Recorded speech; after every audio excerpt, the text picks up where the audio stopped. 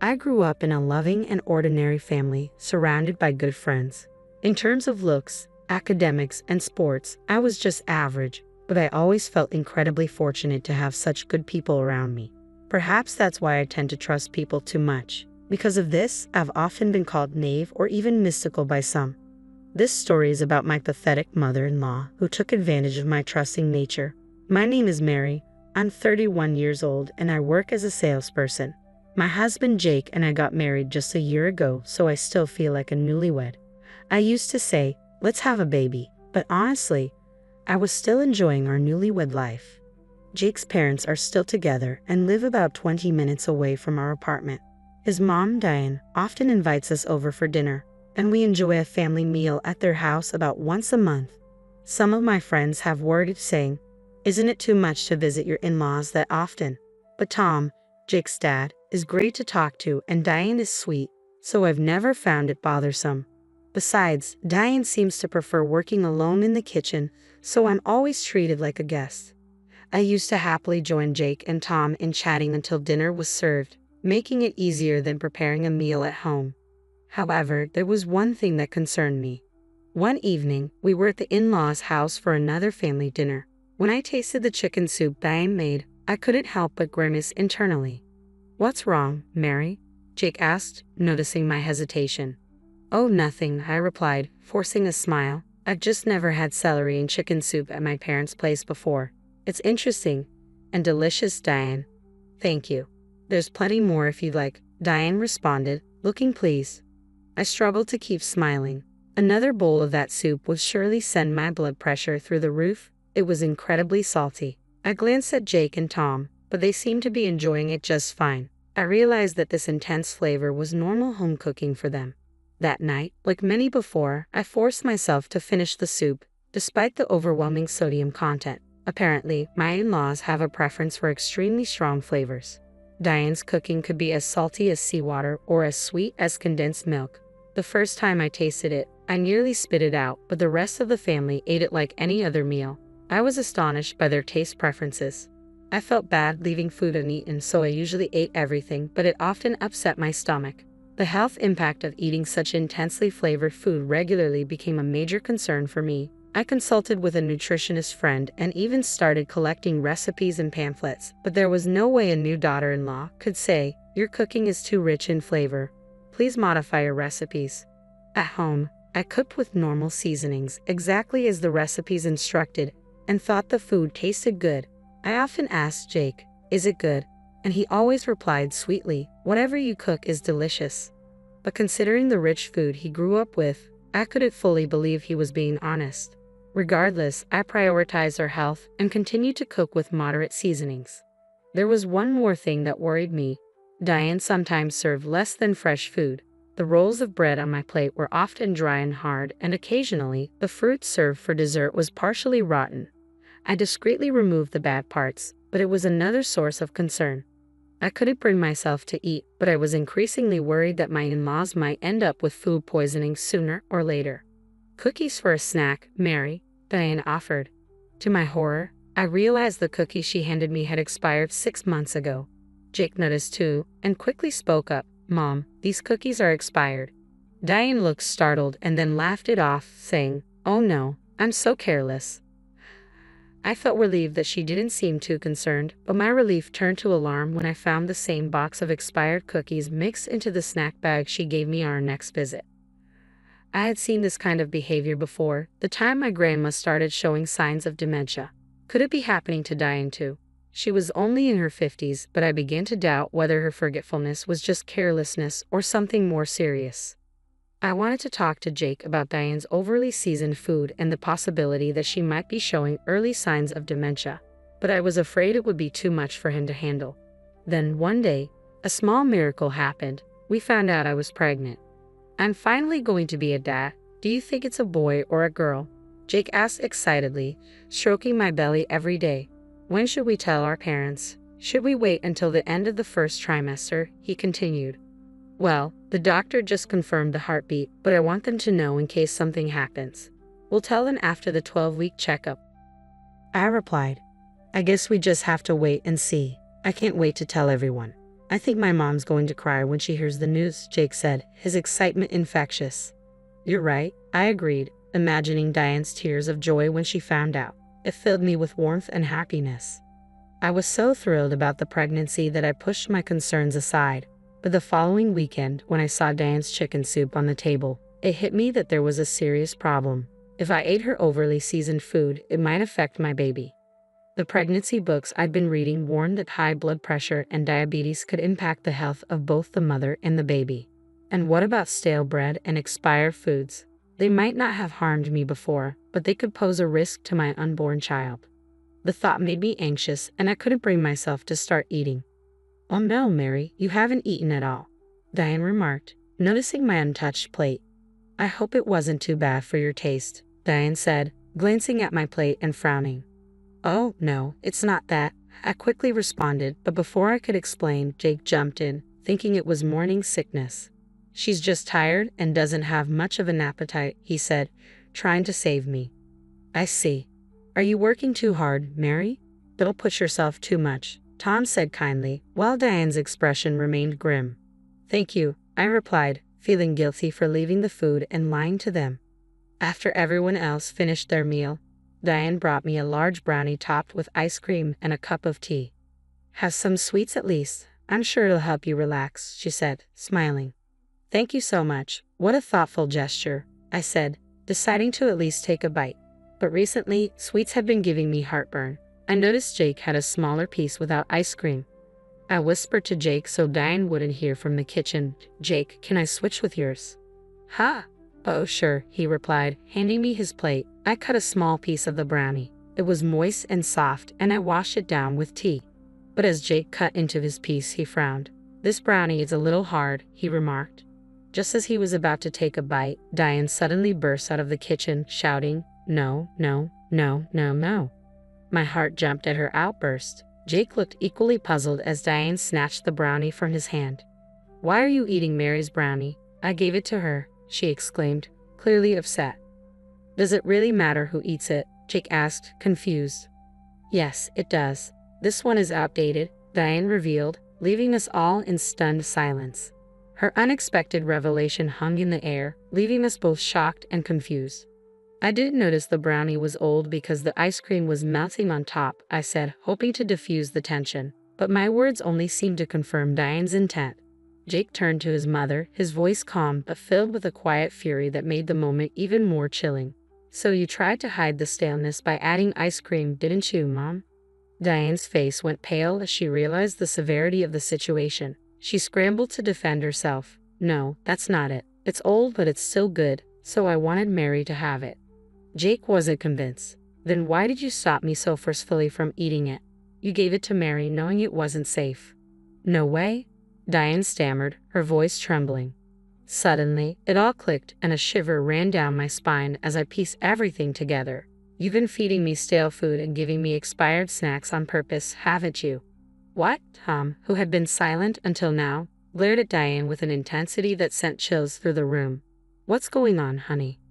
Diane, visibly shaken, tried to explain herself. It wasn't on purpose. I just had some leftovers, and I didn't want to waste them, so I gave them to Mary. That's what you call on purpose, Jake shot back, his voice cold. I can't think of any good reason to make someone else eat food you don't want. But she's not really our family, Diane muttered, her voice barely audible. She's an outsider, so why not give her the old food? Jake's eyes narrowed. You became part of my family too, but you were never treated like that. No, but... Diane's voice faltered as she banged on the table in a panic, her composure unraveling. As I watched her, my heart sank. The Diane I thought I knew was nowhere to be found. I had loved Diane so much, but now I was deeply disappointed. I wondered if everything I believed about her kindness was just an illusion. The more I thought about her betrayal, the more disgusted I felt.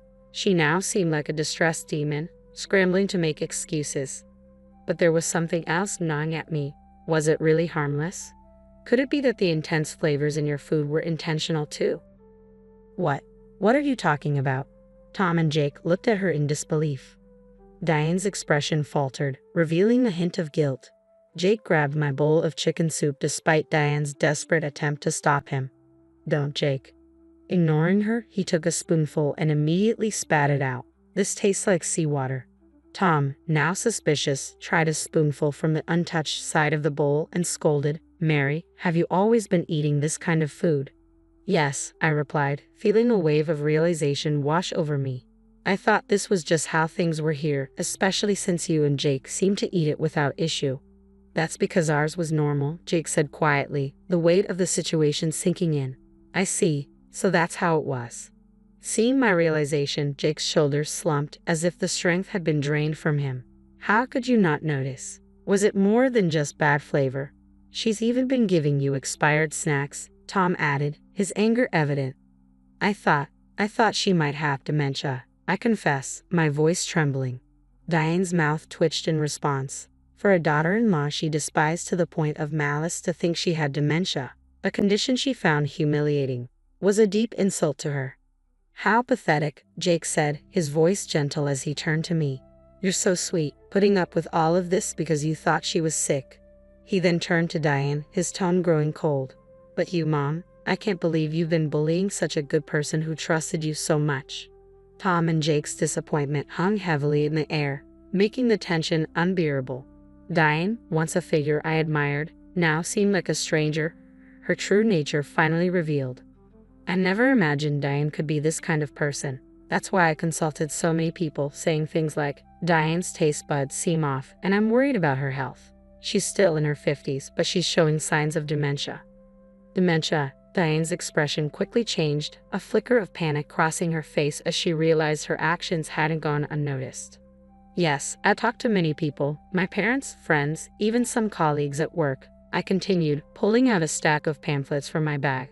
"They were all so helpful, giving me tips and resources. Here, take a look."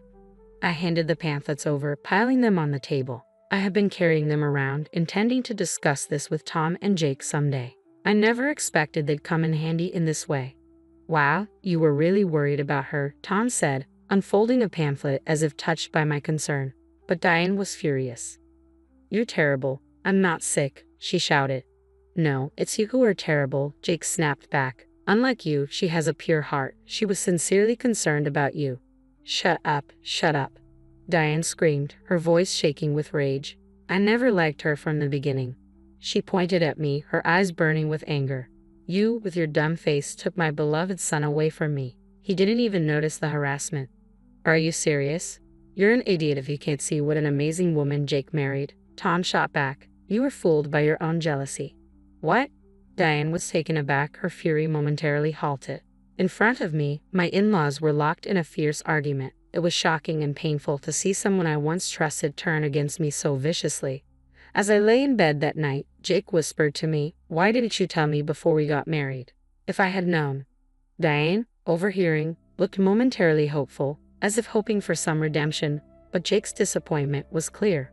The rift between us all had deepened, and there was no going back. I knew it. Jake was on my side. If I had known earlier, he said quietly, I would have cut ties. Ignoring Diane's despair, Jake held me tightly. "I'm sorry, Mary. I didn't realize how much you were going through." "I'm sorry too," I replied, for not recognizing her true intentions sooner. Diane's eyes twitched, clearly shocked to hear such words from someone she had always looked down on. "I married you because you were pure and kind," Jake continued. "Don't worry, we'll never come here again." "Wait," Diane pleaded, her voice desperate. "You can't do this. I'm your mother."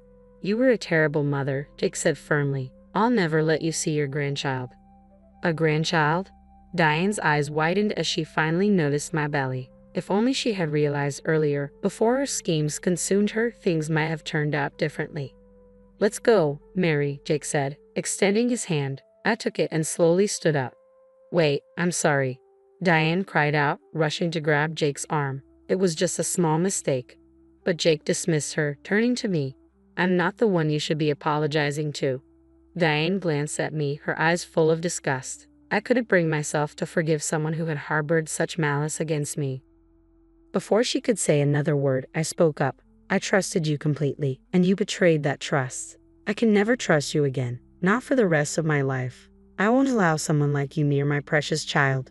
Goodbye." "No." Diane collapsed in anguish as we walked away without looking back, Tom watching us leave.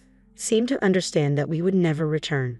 It's strange to think about it now, but if only Diane had cherished our relationship, she could have lived a happy life as a grandmother surrounded by her grandchildren. What a tragic mistake she made. When I finally told my parents and friends who had supported me, they all seemed relieved. You finally realize, they said, some stunned, others nodding knowingly. Apparently, everyone but me had been aware that I was being mistreated, but they hadn't said anything because they knew how genuinely concerned I was about Diane. At least they had listened to me, collecting pamphlets and offering advice, waiting for the day I'd see the truth for myself. When that day finally came, I felt a wave of shame and embarrassment. My face burned with it. But thanks to the mountain of material everyone had given me, I was able to prove that my concern had been genuine. Because of their help, Jake and Tom were completely on my side. I realized then just how blessed I was by the people around me. Now, 2 years later, my life has taken a different turn. I've been busy taking care of my little son, who is celebrating his first birthday today. I'm hard at work preparing a birthday cake, fried chicken, and other dishes I'm not accustomed to making. Jake has been a great dad, playing with our son and changing his diaper.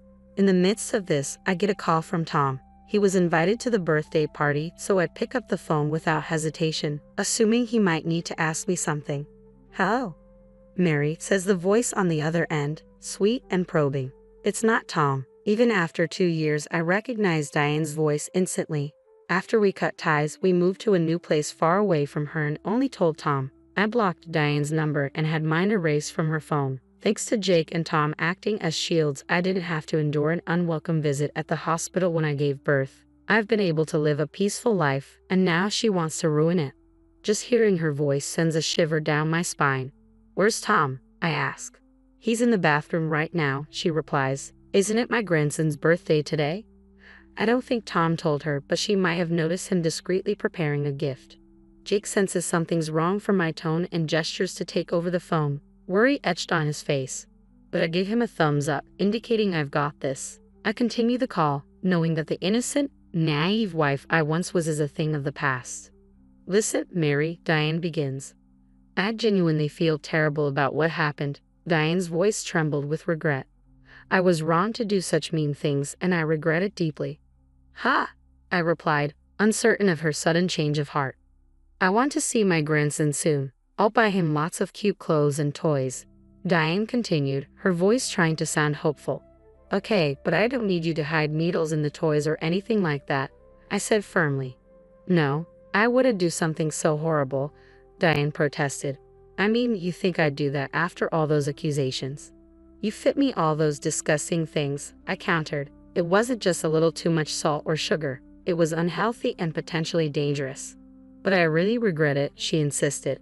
"You're kind enough to understand that, right?" "I'm often told I'm kind," I said, "but it's not just kindness. I'm just too trusting. Once someone betrays that trust, it's gone forever." "So you'll never regain my trust," I told her firmly, "and I won't forgive you. I'll never let you see my precious son." "Wait, Mary." Diane's voice cut off as I ended the call. I could hear Tom and Diane yelling at each other on the other end. I hung up, feeling a mix of relief and sadness. "Sorry for that," I said quietly to Jake. "You're getting stronger, Mary," Jake said, his voice filled with pride as he placed a comforting hand on my shoulder. Of course, I am his mother. My son looked content lying in his crib, and when he saw me, he flapped his little hands happily. I picked him up, rubbing my cheek against his soft, tiny body, which still carried a faint scent of milk. His eyes reflected pure joy as he looked at me, filling me with a wave of protective, maternal love. I've outgrown the gentle, naive wife I once was. Now, I'm determined to be strong and vigilant to protect my family. "Oh, it smells so good," I said, noticing the birthday cake was almost ready. My son's happy coos made us both smile broadly. In the past, I was carefree and blissfully unaware of others' malice. But that was because of the people who shielded me. Now, it's my turn to protect my family. I'm resolved to be strong so that these happy days can continue for a long time.